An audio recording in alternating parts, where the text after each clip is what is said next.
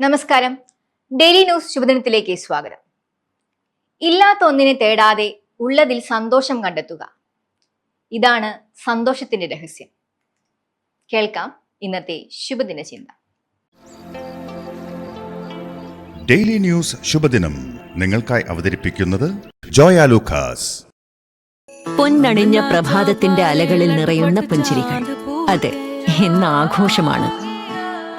ജോയ Lucas, ഓരോ ആഘോഷത്തിന്റെയും ആത്മാവ്.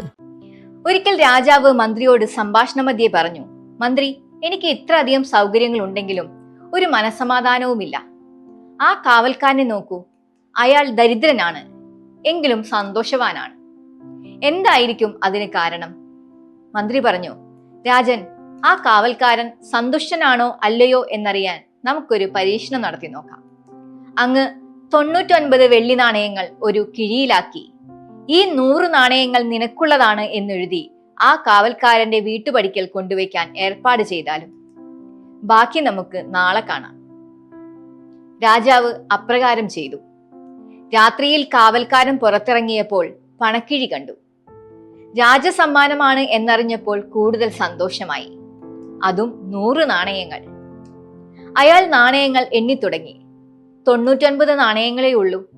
ഒരു നാണയം എവിടെ പോയി? ആരെടുത്തു?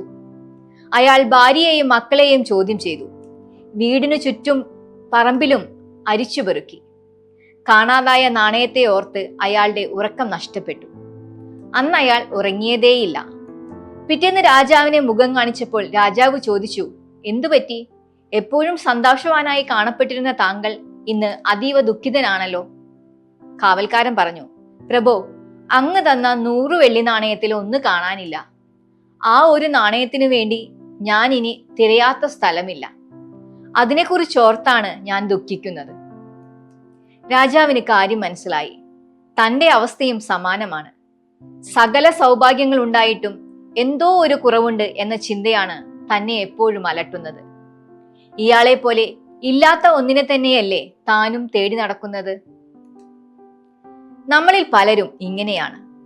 ഉള്ള സൗഭാഗ്യങ്ങളെ തിരിച്ചറിയാനാകാതെ, ആ സൗഭാഗ്യങ്ങളിൽ ഒന്നും തൃപ്തി വരാതെ ഇല്ലാത്ത എന്തിനോ വേണ്ടി തിരഞ്ഞ് ജീവിതം തീർക്കുന്നവർ. ഇല്ലാത്ത സൗഭാഗ്യത്തെ തിരയാതെ ഉള്ള സൗഭാഗ്യങ്ങളെ തിരിച്ചറിഞ്ഞ് ജീവിതം മനോഹരമാക്കാൻ നമുക്ക് സാധിക്കട്ടെ. ശുഭദിനം. ഡെയിലി ന്യൂസ് ശുഭദിനം നിങ്ങൾക്കായി അവതരിപ്പിക്കുന്നത് ജോയ ലൂക്കാസ്.